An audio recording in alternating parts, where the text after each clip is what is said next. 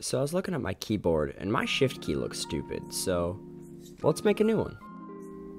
Hello everybody, welcome back to my channel. My name is Colby Jack, and today we're going to be working with resin and making a new shift key for my keyboard.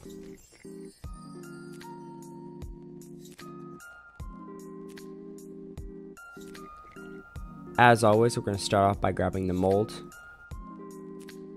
I got these molds on eBay for about 20 bucks, and it has every type of key on my keyboard, so it's pretty cool. But for this project, we're only going to need the shift key. Now, to verify that I was actually using the right one, as you can see, I fit the shift key into the mold before actually starting the project. This way I don't grab the wrong key and accidentally do like an enter key or something. I was able to buy these platings from Hobby Lobby. This whole pack was only about $5, and I think they look really cool. For this project, I like bronze, so I want to experiment with that. As far as other items you'll need, of course you want to grab some resin. You'll also need a cup to mix it all in, and something to mix it with.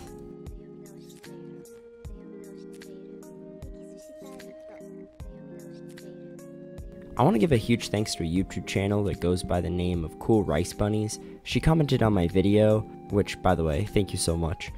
But she said something along the lines of, to get a batch of resin to cure properly, you need a minimum amount to mix together. That way you don't overdo in either part A or part B. Did I correct it off of this advice? No, but it's something to keep in mind in the future. But once again, thank you for the advice, and you guys should definitely go follow her. I know this video is going to get like 4 views, but all 4 of you should go subscribe to her. She makes really good content, and all of her projects are just so adorable. I'll make sure to leave a link down in the description below. So, when mixing resin together, I'd recommend being careful, because when I used the spoon, which is a very large surface area, it put a lot of bubbles in the mixture, and this happened. So I ended up creating another batch, and this time I used my syringe to mix it up. It's a little bit better. The bubbles are a little bit bigger, but there are a lot less of them, and it'll be easier to pull those out.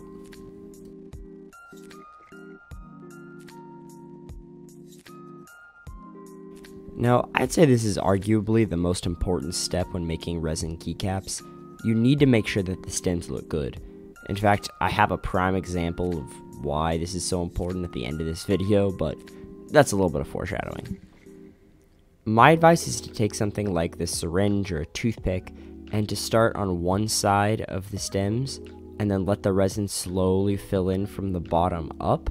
Otherwise, you can trap bubbles down there, and that will create massive holes and create a really loose fitting keycap.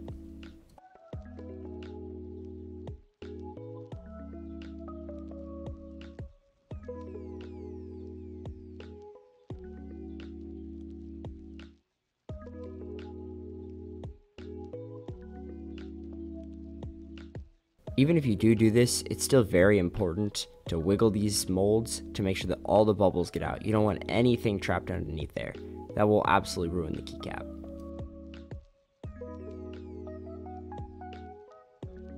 Now for the fun part. We get to work with this foil.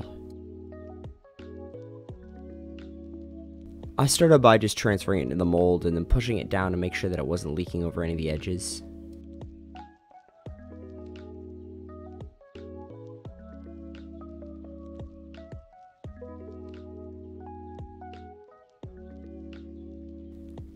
Now, the smart thing to do is to slowly let your resin trickle in, filling from the bottom up to make sure that no bubbles form, but I don't have much patience, so I ended up just pouring it all in. It was okay though.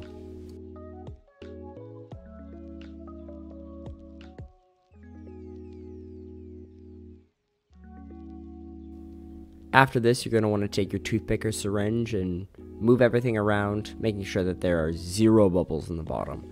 I know I keep harping on this, but it is very important.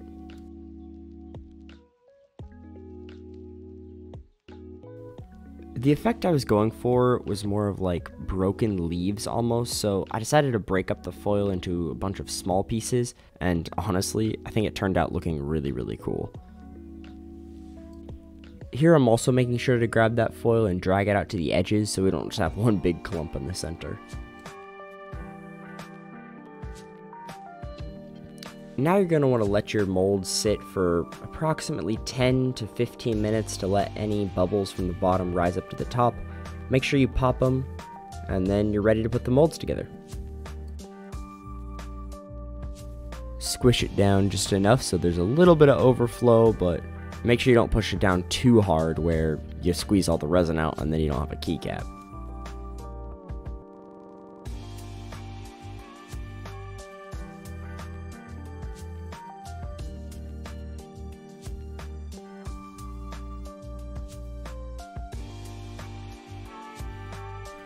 I had all this extra resin from my first batch, and most of the bubbles had risen to the top at this point, so I decided to make 3 just clear keycaps, but those didn't turn out too great.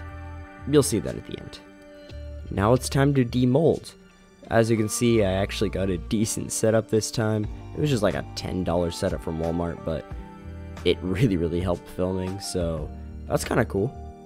As soon as I pulled the top off of these keycaps, I knew something was wrong. As you can see, the stems are pretty much non-existent. This is due to the fact that I just didn't put much effort into the stems, and as I had said before, this is a pretty important step, so make sure you don't skip it.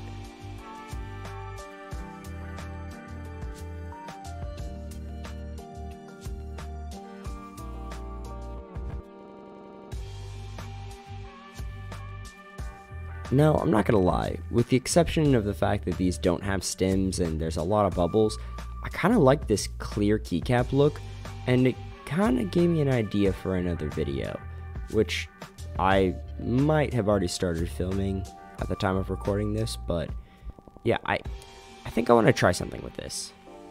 Now for the part we've all been waiting for. Time to demold my copper keycap.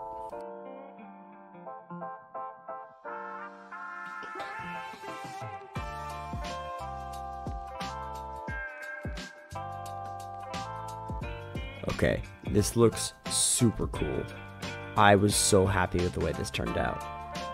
There was a beautiful glossy finish on it. There weren't even many bubbles in there. There was a couple teeny tiny ones when you looked close, but it turned out really good. The stems also looked quite amazing. I was surprised because there were a decent amount of bubbles in those molds. No big ones, so I knew it would work, but they turned out to be pretty clean.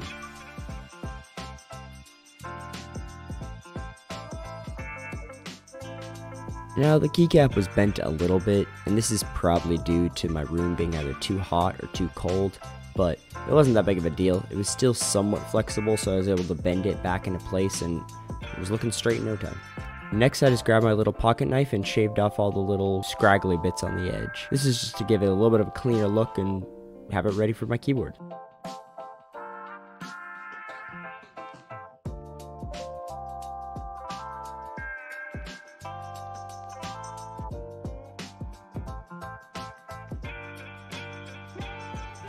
All in all, I'm super proud with how this turned out. I think it looks so cool. Now we just need to see what it looks like on my keyboard.